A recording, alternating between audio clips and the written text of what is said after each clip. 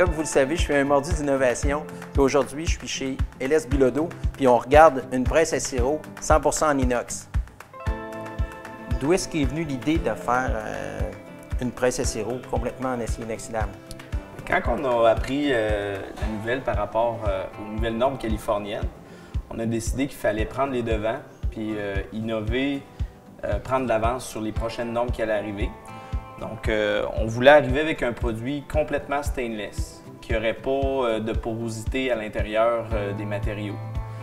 Donc, on est arrivé avec un produit qui aussi avait évolué pour la même chose, mais en stainless. Donc, on voulait avoir un produit qui était plus fonctionnel. Et puis, comment les filtres sont soutenus là-dedans? Juste pour me donner une idée. Oui. À l'intérieur, tu veux que je te le montre? Oui, Okay. si tu veux, si ça ne te dérange pas.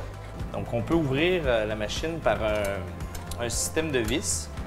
Puis pour faciliter l'ouverture puis la fermeture, on a mis un bearing qui va faire que ça va être beaucoup plus facile à ouvrir puis à fermer.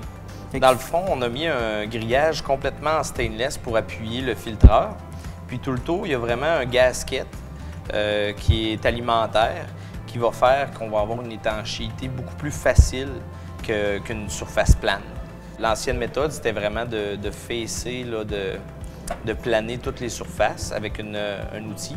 Puis là, ben, on le fait avec un gasket qui va être beaucoup plus facilement étanche. OK. Donc, ça veut dire que ça se pourrait-tu que ça ne déborde plus de partout? Oui. OK, en plus, ça déborde plus de partout. C'est bon, ça. C'est bon, c'est bon. Fait que là, ici, dans le fond, moi, je me retrouve à avoir, si je voulais mettre un papier là-dessus, fait que dans le fond, ce qui crée l'espace pour que le sirop passe, c'est vraiment le treillis. C'est le treillis. Ah, c'est bien pensé, ça. Là, on va remarquer rapidement qu'il y a 3 orifices plutôt qu'en avoir 2. OK, oui. OK?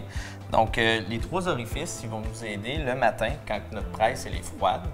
On va pouvoir la repartir à partir de maintenant. Autrement dit, tu fais comme bypasser au début. Oui. Puis là, tu vas recirculer jusqu'à temps que ce soit chaud. Puis une fois que c'est chaud, tout est défigé. Exact. Puis là, tu l'envoies vers les papiers filtres. Tu l'envoies vers les papiers filtres, on recrée la pression à l'intérieur.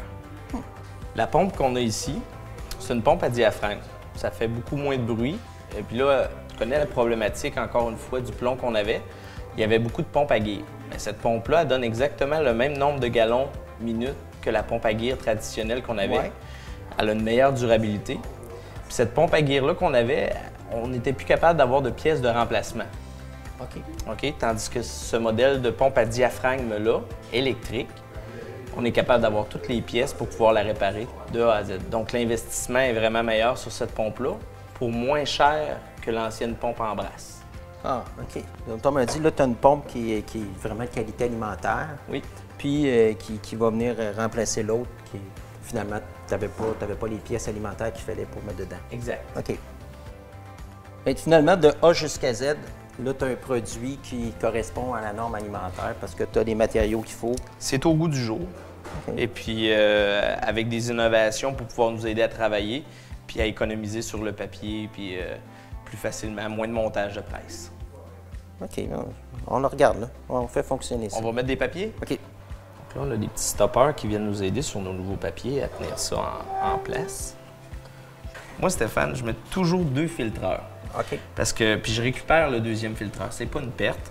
Celui-là qui va être du côté sale, je vais le jeter. Ouais. Celui-là du côté propre, je vais le garder. OK, fait que ça fait ta deuxième installation est plus rapide. Ma 2e installation est plus rapide. Et puis aussi, c'est une question que ça peut arriver des défauts dans les filtreurs.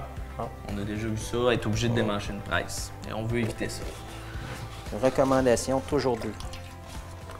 Bon, ouais. On met tout ça en marche, ce beau bijou-là? Oui, on va partir ça. OK.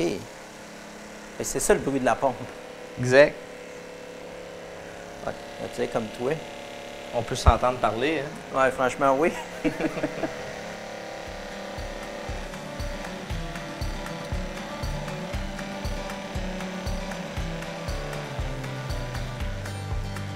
Pour résumer, Stéphane, notre presse qu'on a présentée aujourd'hui, elle est complètement en stainless, donc respecte les nouvelles normes alimentaires avec une nouvelle pompe plus silencieuse.